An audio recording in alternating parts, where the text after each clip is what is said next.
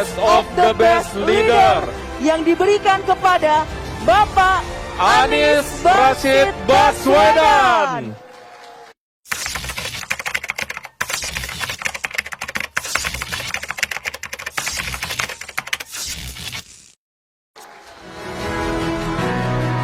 Best of the Best Leader, Pak Anies.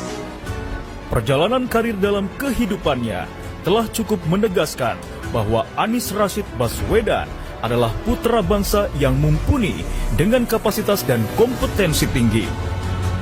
Cendekiawan yang juga pendidik ini kemudian dipercaya rakyat menjadi Gubernur DKI Jakarta periode 2017 hingga 2022. Kiprahnya sebagai kepala daerah ibu kota negara dapat dilihat dari kinerjanya yang luar biasa. Anies, meskipun belum genap memimpin kota heterogen itu, ternyata mampu menjawab dan menyelesaikan problematika yang selama ini dihadapi Jakarta seperti kemacetan, banjir, dan kesejahteraan rakyat. Begitu pula saat pandemi COVID-19 melanda, ia tercatat sukses mengendalikan penyebaran wabah tersebut di Jakarta. Pengakuan dan apresiasi atas kinerjanya dapat ditakar dengan selaksa penghargaan dari dalam dan luar negeri yang ditujukan kepadanya. Di dalam memimpin ibu kota yang heterogen ini, Anies mampu tampil sebagai pemimpin untuk semua dengan merangkul seluruh warga masyarakat, memperteguh nilai-nilai kebangsaan warga ibu kota tanpa menonjolkan politik identitas. Inilah landasan Obsession Media Group dalam ajang Obsession Awards 2021 menganugerahkan Best of the Best Leaders kepada Anies Baswedan. Selanjutnya kami mengundang Bapak Anies Rashid Baswedan PhD berkenan naik ke atas panggung dan kami turut mengundang Bapak Usama Hisham untuk berkenan memberikan trofi. Kami persilahkan.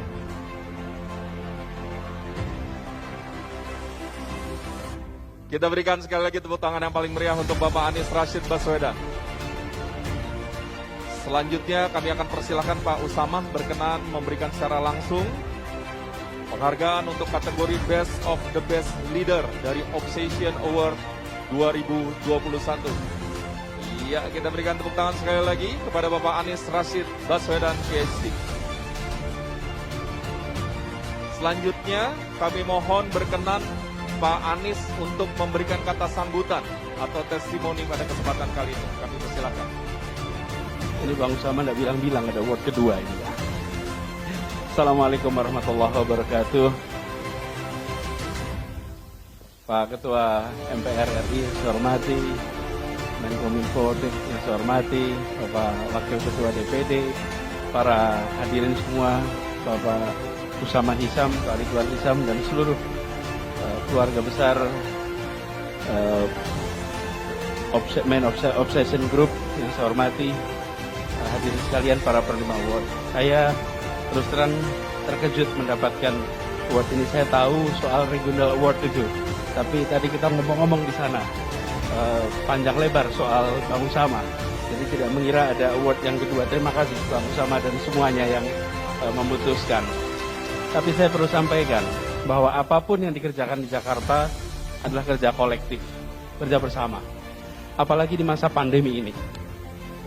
Terus sekalian, kita sekarang mensyukuri kondisi ini. Saya ingat di awal-awal ketika pandemi ini baru terjadi, nama pandemi pun waktu itu belum banyak yang sadar. Kami di Jakarta memang agak awal. Januari, Februari kita sudah membuat tim, kita sudah bekerja, bahkan saya ingat persis itu. Ada tanggal yang tidak terlupakan. Seperti Super Semar. Surat perintah 11 Maret. 11 Maret 2020 itu hari yang shocking bagi kita. Karena pada waktu itu, kata epidemi berubah menjadi pandemi. Bila kita tidak mengetahui arti kata pandemi, maka mendengar kata pandemi itu biasa-biasa saja. Sama kalau kita di pinggir pantai, ada yang bilang ombak besar, terus ada lagi yang bilang, ini bukan ombak besar, ini tsunami. Kalau orang tidak tahu kata tsunami dan mendengar kata tsunami, dia santai-santai saja. Tapi kalau tahu kata tsunami, begitu dengar kata tsunami, apa yang dilakukan? Pasti langkah-langkah drastis dilakukan. Kami di Jakarta begitu mendengar keputusan WHO, ini bukan epidemi, tapi ini pandemi, 11 Maret 2020, maka waktu itu langsung langkah-langkah drastis dilakukan, walaupun tidak populer. Saya sampaikan pada semua, jangan takut atas apa yang ditulis orang hari ini. Takutlah atas yang ditulis para sejarawan di masa depan. Karena mereka akan menulis peristiwa ini, mereka akan menulis peristiwa tahun 2020, 2021 dengan data yang lengkap. Pada waktu itu banyak langkah-langkah yang tidak populer harus dikerjakan. Tapi alhamdulillah dengan langkah-langkah seperti itu, merujuk kepada apa yang dikatakan para saintis, setahap demi setahap kita bisa bekerja bersama. Dan alhamdulillah itu kerja kolektif yang luar biasa. Bapak Ibu sekalian, menangani soal pandemi ini dan menangani Jakarta ini bukan persoalan yang kecil, tapi insya Allah bukan berat. Kalau besar kecil ada ukurannya. Kalau berat ringan itu soal perasaan. Berat ringan itu perasaan. Bila dijalani, alhamdulillah kita bersyukur saat ini kita sudah terkendali. Dan saya ingin berharap juga kepada semua, tadi disampaikan oleh Pak Joni Plate, tantangan ke depan, lingkungan hidup. Saya ingin mengajak kepada semuanya, mari bergabung dengan 1 juta orang di Jakarta yang setiap hari menggunakan kendaraan umum untuk sehari-harinya. Kita bersyukur sekarang ini jangkauan transportasi umum di Jakarta dulu 42% 2016, sekarang sudah 82% wilayah Jakarta terjangkau kendaraan umum.